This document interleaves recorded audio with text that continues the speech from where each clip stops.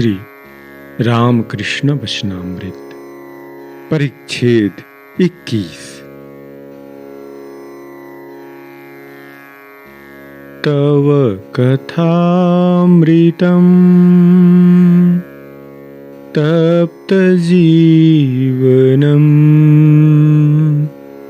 कविभिरीडितम् कल्मषापहम् श्रवणमङ्गलम् श्रीमदाततं भुवि गृह्णन्ति ये भूरिदा जना भुवि गृह्णन्ति ये भूरिदा जना।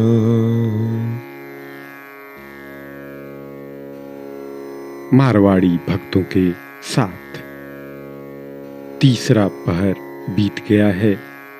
मास्टर तथा 2-1 भक्त बैठे हैं। कुछ मारवाड़ी भक्तों ने आकर प्रणाम किया। वे कलकत्ते में व्यापार करते हैं।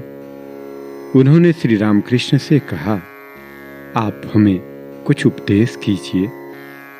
श्री रामकृष्ण हंस रहे हैं। श्री रामकृष्ण मारवाड़ी भक्तों के प्रति, देखो, मैं और मेरा दोनों अज्ञान हैं। हे ईश्वर, तुम करता हो और यह सब तुम्हारा है। इसका नाम ज्ञान है। और मेरा क्यों कर कहोगे? बगीचे का कर्मचारी कहता है, मेरा बागीचा, परंतु कोई अपराध करने पर मालिक उसे निकाल देता है। उस समय ऐसा साहस नहीं होता कि वह आम की लकड़ी का बना अपना संदूक भी बगीचे से बाहर ले जाए।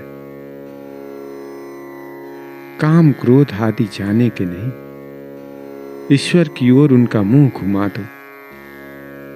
कामना लोभ करना हो तो ईश्वर को पाने के लिए कामना लोभ करो।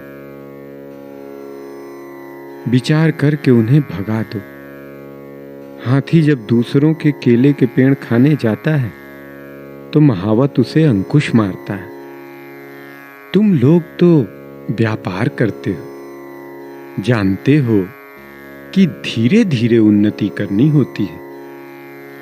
कोई पहले अंडी पीसने की घानी खोलता है और फिर अधिक धन होने पर कपड़े की दुकान खोलता है। इसी प्रकार ईश्वर के पथ में आगे बढ़ना पड़ता है।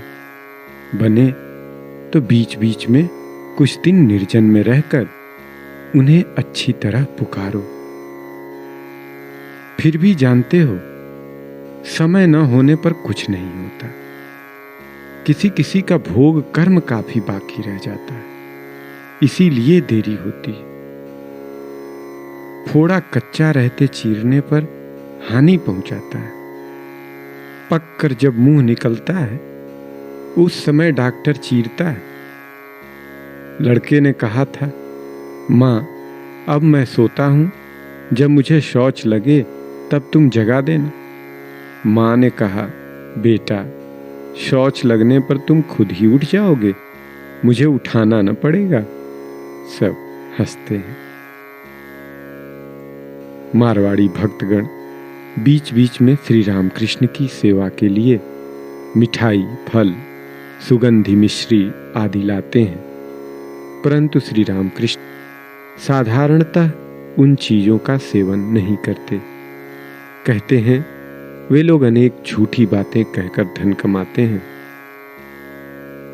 इसलिए उपस्थित मारवाड़ियों को वार्तालाप के भीतर से उपदेश दे रहे हैं।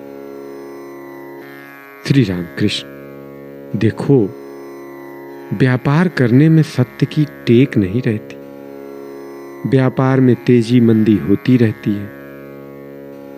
नानक की कहानी में है, उन्होंने कहा, असाधु की चीजें खाने गया तो मैंने देखा कि वे सब खून से लथपथ हो गई हैं।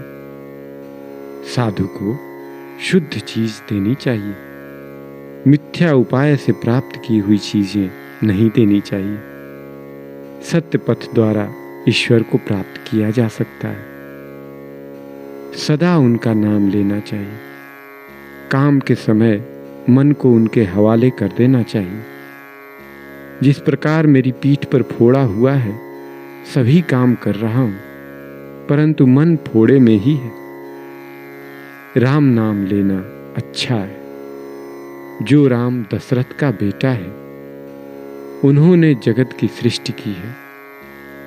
वे सर्वभूतों में हैं और वे अत्यंत निकट हैं। वे ही भीतर और बाहर हैं।